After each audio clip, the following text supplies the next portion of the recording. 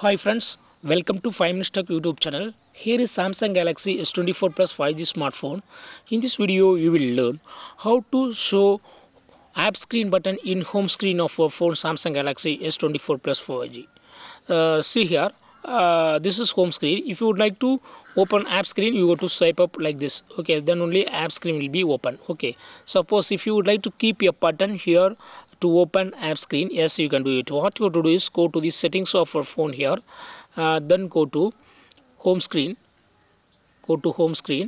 and here just turn on this button, show app screen button on home screen. Just turn on this button so that you will have one button near camera. Okay, that's just if you click on it, app screen will be open. Okay, see here.